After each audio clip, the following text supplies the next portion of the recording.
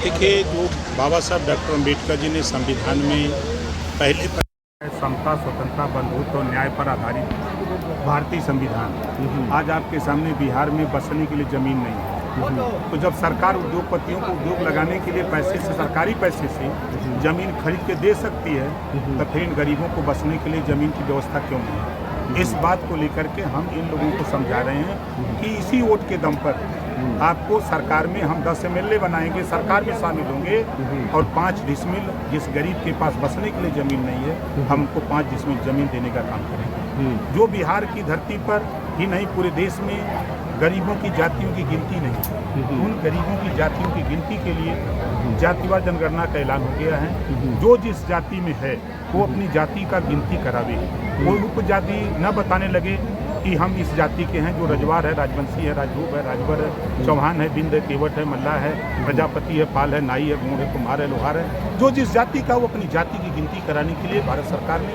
जो आदेश जारी किया है उसकी गिनती लोग अपना करावें। क्योंकि बिहार में जातिवार गिनती हुई तो रजवार, राजवंशी, राजभोग, राजभर की गिनती नहीं आई, आंकड़ा नहीं आया।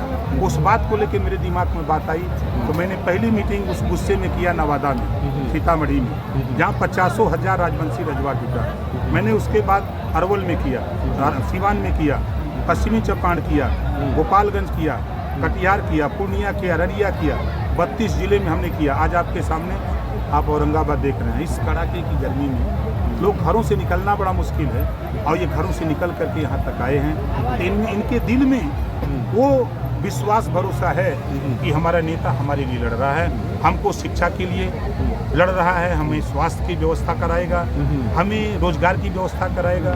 इसको लेकर के इनको भरोसा और विश्वास है। सर, जिस तरीके से जातिगत जनगणना पूरे देश में कराने का सरकार ने ऐलान किया है, विपक्ष कह रहा है कि मेरे वजह से हो रहा है और सरकार को बधाई भेज रहा है। अच्छा, आप बताओ, आप तो गवाह हो ना, हमसे ज़्यादा जातिवार जनगणना बिहार में आके कोई बोला है का? नहीं, आप सबसे ज़्यादा बोले।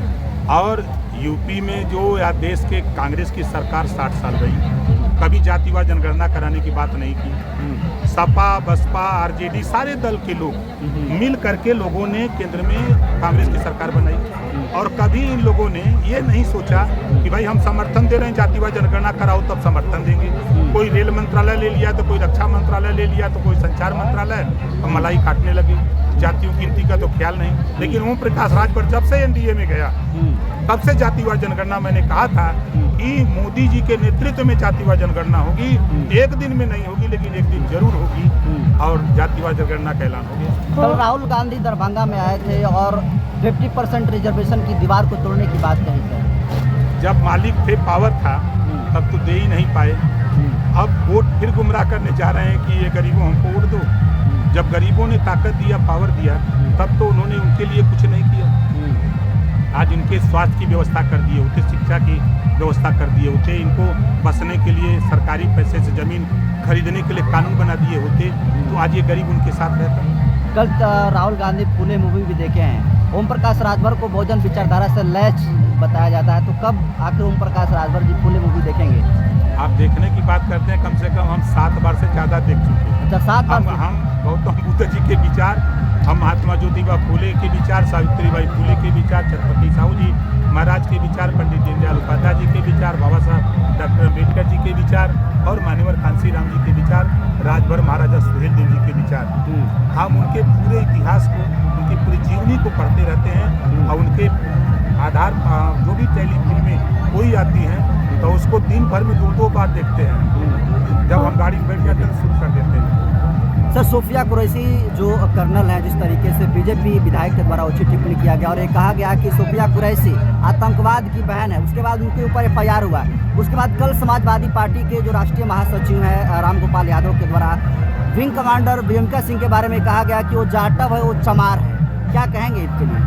देखिए, मानसिकता दूषित होगी, ऐसा नहीं बोलना चाहिए। हम पहले भारतीय हैं, राष्ट्र धर्म पहले हैं, उसके बाद तब राजनीति। हम लोग तब अलग अलग पार्टी हैं, अलग अलग राजनीति है। हम लोगों के लिए, हमारे लिए राष्ट्र धर्म सर्वोपरि है। सेना में जो भर्ती होता है वो जाति नहीं, वो सेना देश की सुरक्षा के लिए भर्ती होता है। उसकी कोई जाति नहीं होती, वो सेना के नाम से जाना जाता है, फौज के नाम से जाना जाता है, सैनिक के नाम से जाना जाता है। तो क्या कहेंगे सोफिया कुरैशी और BMK?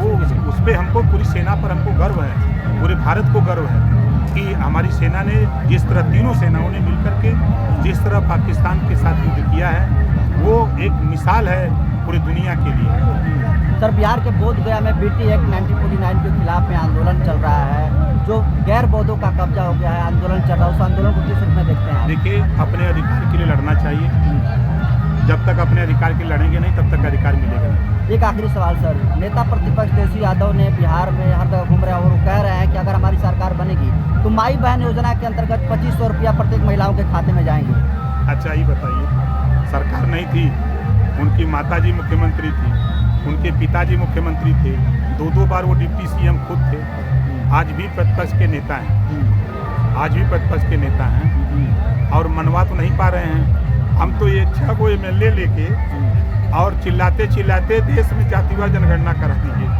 अब देख रहे हैं ये क्या बोलेंगे, ये बोलते रहे, अब गया सपना। यही वोट जो इन लोगों को राजा बनाता था, अब ये वोट पैर से जमीन खिसक गई है। सुलदेव भारतीय समाज पार्टी बिहार विधानसभा में कितने सीटों पर चुनाव लड़ेगी? देखिए, 29 सीटों की डिमांड हमने रखी है और हम लोग कोशिश कर रहे हैं कि कम से कम 10 MLA यहाँ से पैदा करें और कम से कम 2 से 3 मंत्री बना करके इस समाज के मनोबल को बढ़ावें, इनके अधिकार को दिलावें। तो सर, उसमें उदय नारायण जी कौन सा सीट से लड़ेंगे? अब ये उनके ऊपर तय करता है कि सीट जो मिलती है उसमें वो कहाँ लड़ेंगे, उनके ऊपर तय करता है। यहाँ के नेताओं को लड़ना है, हम लोगों को नहीं लड़ना है। तो फाइनल हो चुका है एनडीए से गठबंधन सर? ये मान के चले 90% हम लोग की अगर बात सीट फाइनल। अगर आपको नहीं मिलता है एनडीए गठबंधन से, कैसे नहीं मिलेगा यार, आप ऐसी बात कर रहे हो।